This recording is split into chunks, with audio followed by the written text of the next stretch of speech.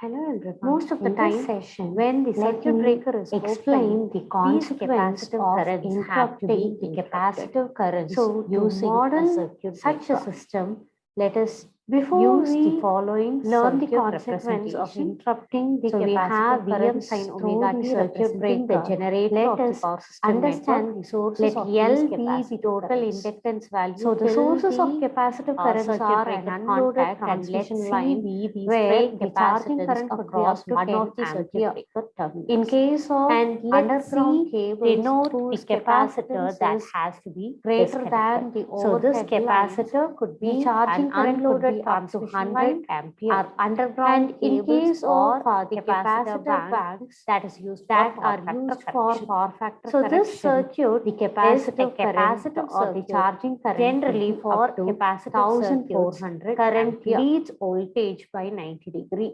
So a current is leading voltage here in this waveform by an angle 90 degree.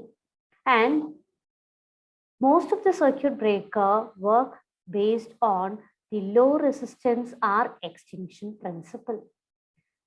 So low resistance arc extinction principle is one where the arc or the current in the circuit breaker is interrupted when natural current zero occurs. Hence, the natural current zero instances are marked here in this waveform as T1, T2 and T3. And we are going to focus our discussion on these current interrupting instances. So let us first take into consideration the time instant T1. So when time is equal to T1, it is seen that the voltage of our system is now the maximum, which is Vm. And these two capacitors are now charged to a voltage of Vm. Now, this circuit breaker contact is opened. Okay, so when the circuit breaker contact is opened, the voltage across the stray capacitor is Vm and the voltage across the capacitor is also Vm. And it is seen that across the circuit breaker contact, we have Vm and Vm. That is the potential difference across the circuit breaker contact is zero. As the potential difference is zero, no arc is struck. Let us now trace the voltage across this stray capacitor. So at T1, the voltage is at Vm and now the time progresses until we reach time T2, the capacitor voltage, the stray capacitor voltage is maintained at Vm itself. Now let us discuss what happens at the time instant T2. At T2, now we don't have any arc, so there is a voltage Vm earlier across this capacitor C. The voltage is still maintained at Vm itself because of the trapped charges. And the voltage here across the stray capacitor now becomes minus Vm.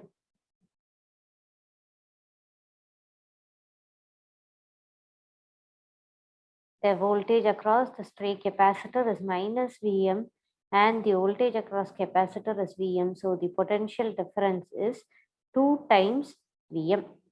2 times Vm is the potential difference, and this 2 times Vm is sufficient enough to restrike the arc. And we have already understood the phenomenon of restriking. Whenever a current zero occurs, if the voltage is Vm earlier, the restriking voltage will be 2 times Vm. Now the potential difference is itself 2 Vm.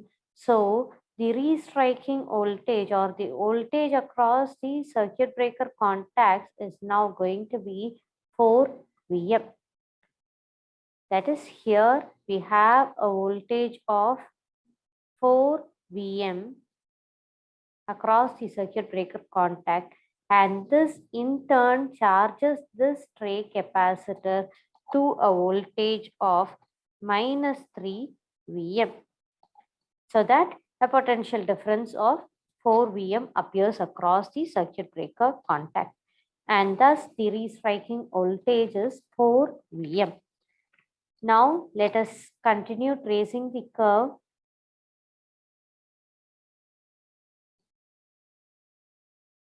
At T2, the voltage now becomes -3 Vm.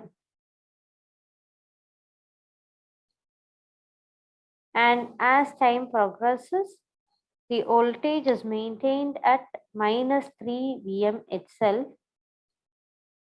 An arc is restriked here.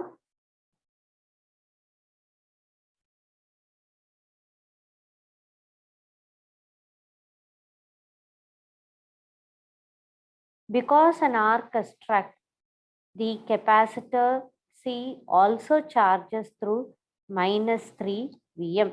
At this instant, the potential difference again becomes 0 and the arc is extinguished. And now, as time progresses, we approach the time instant T3. At T3, the stray capacitor is now going to be at a potential Vm. The voltage across the stray capacitor is Vm.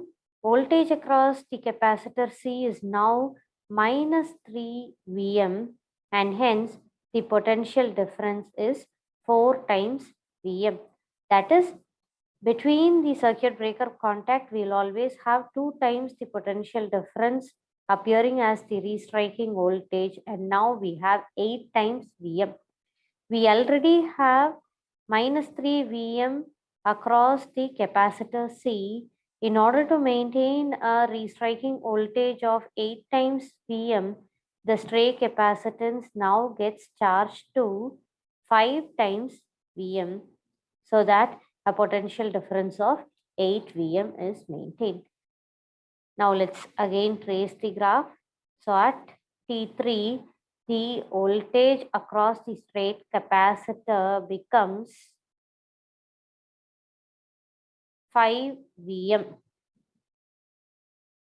and then it gets maintained, and that's how the capacitor voltage is going to progressively grow with time.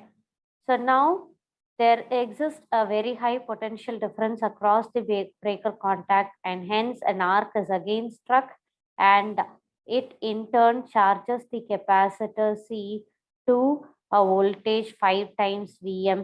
And when you have 5 Vm on both the sides of the circuit breaker contact, the arc is extinguished. The entire current interruption phenomenon in case of having capacitive currents is summarized in form of a table here. So we take into consideration the different zero current instances, say T1, T2, T3, T4. So if the first instant is 10 millisecond, the second time instant is 20, 30, and 40 are considered for an Indian grid. And voltage across the state capacitor is the voltage of the system, or the supply voltage, and voltage across the capacitor C denotes the value of the value of voltage due to the trapped charges, that is the trapped voltage. And V step defines the difference between the stray capacitance voltage and the capacitor C's voltage. Peak of restriking voltage is twice the step voltage V step, and this column represents the value to which the voltage to which the capacitance C stray is charged to. At time is equal to 10 millisecond, the capacitor C stray is having a voltage of Vm. So the system voltage is Vm, which is the voltage across C stray, and the capacitor C is also charged to Vm, and the difference in the voltage is 0, and here no arc is struck. And as time progresses, when we reach time t2, the capacitor C stray is now charged to minus Vm, whereas due to the trapped charges, the voltage of capacitor C is still maintained at Vm. And hence, the magnitude of V step is 2 Vm, and a peak of 4 Vm appears across the breaker contacts.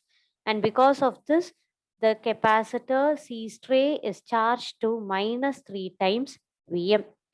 And we saw that this voltage is very much high, and arc is restruck.